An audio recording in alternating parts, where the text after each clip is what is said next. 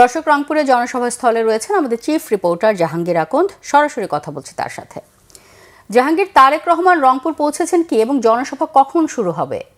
Chairman Tarique Rahman জুমার নামাজের পর তিনি রংপুরের উদ্দেশ্যে রওনা দিয়েছেন। প্রথমে মহাস্থানগড়ের হযরত শাহ সুলতান বলখি রহমতুল্লাহ আলাইহির মাজার জিয়ারত করেছেন। তারপরে তিনি রংপুরের উদ্দেশ্যে রওনা দিয়েছেন। ইতিমধ্যে তিনি রংপুর পৌঁছেছেন। এখন তিনি যাচ্ছেন জুলাই আন্দোলনের প্রথম শহীদ আবু সাঈদের কবর জিয়ারত করতে, এবং সেখানে তিনি আবু সাঈদের কবর জিয়ারত করবেন এবং তার আত্মার মাগফিরাত কামনা করে দোয়া মোনাজাত করবেন এবং তার পরিবারের সাথে কথা বলবেন। তারপরই রংপুর ঈদগাহ মাঠের যেই নির্বাচনী জনসভা রয়েছে সেখানে তিনি উপস্থিত হবেন।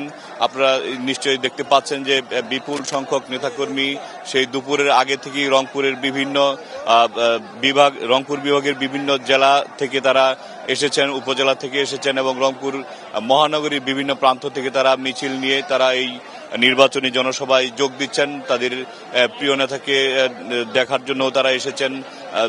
দীর্ঘ 19 বছর পর তিনি রংপুরে আসছেন।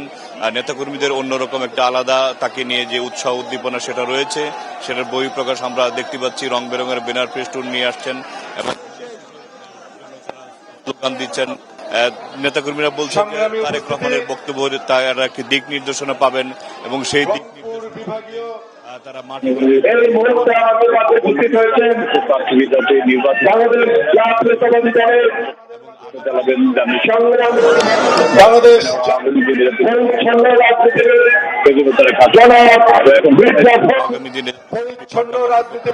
সেজন্য তারা কাজ করবে।